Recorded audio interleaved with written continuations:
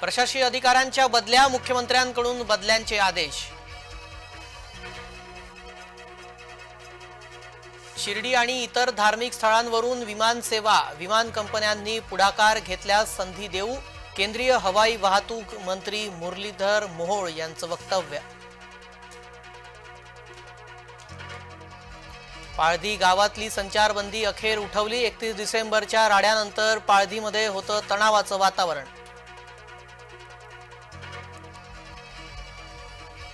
नागपूर जिल्ह्यातील खापरखेडा बाबुळखेडा शिवारात गोळीबार, पवन हिरणवारवर मित्रासह 7 जण असताना गोळीबार, पवन हिरणवारचा गोळीबारात मृत्यू। संतोष देशमुख हत्येची केस उज्ज्वल निकम यांनी लढवावी, सुरेश धस यांचं मुख्यमंत्र्यांना निवेदन। उज्ज्वल निकमांना विनंती केली आहे, त्यांच्या प्रतिसादाची वाट पाहतोय फडणवीस। सकारात्मक।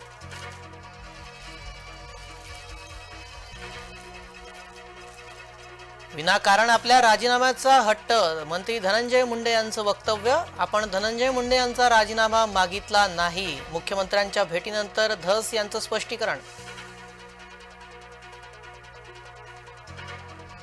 3 आरोपींना फरार घोषित करण्यात आलं। सुदर्शन घुले, सुधीर सांगळे आणि कृष्णा आंधळे फरार। सरपंच संतोष देशमुख हत्या प्रकरणातील मुख्य आरोपी।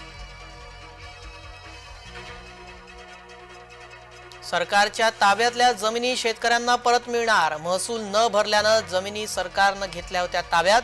फडणवीस सरकारनं केली कायद्यात सुधारणा।